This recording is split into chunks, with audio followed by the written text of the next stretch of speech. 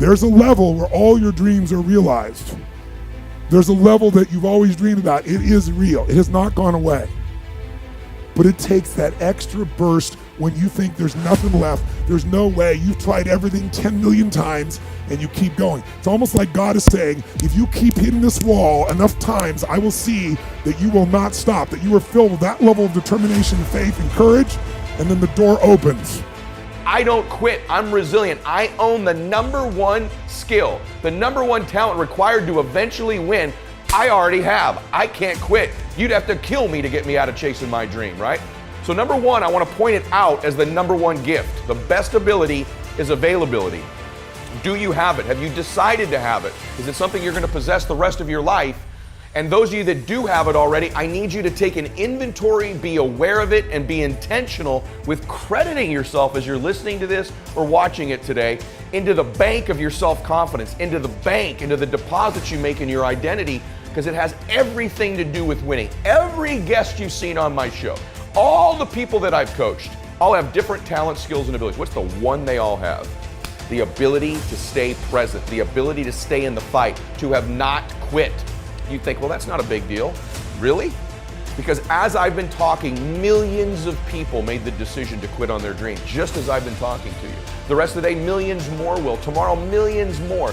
Every day, literally millions of people quit on one of their dreams, their dream relationship, their dream business, their dream body. So quitting has become the number one habit in the world by people that end up losing. And I'm telling you, it happens every day, every second, everywhere. Just the fact that while I've been speaking, you're still after your dream, you're ahead of them. You don't give yourself enough credit, because eventually what I found, it looks like winning's this huge competition, but every day, every week, every year, every decade as time goes by, you're gonna find that you're competing with a smaller and smaller and smaller group of people for your dream, because so many of them will just quit.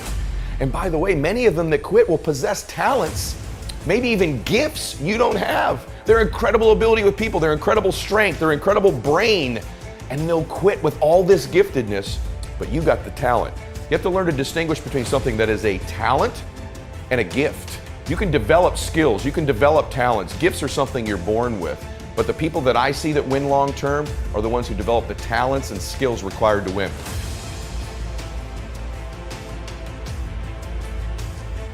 You know what I had? I had the ability to keep hitting the piñata in my life, to stick around long enough. And by the way, when you eventually win, it's not just you that gets all the candy, that gets all the victory, that gets all the money.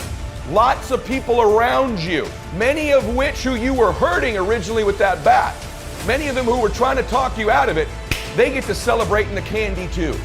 My prayer for you is that you begin to think about this analogy. The piñata of your life, the piñata of your business, the piñata of your body. As you're swinging away, I'm here to tell you, even though it doesn't feel like it, you're getting closer to the candy.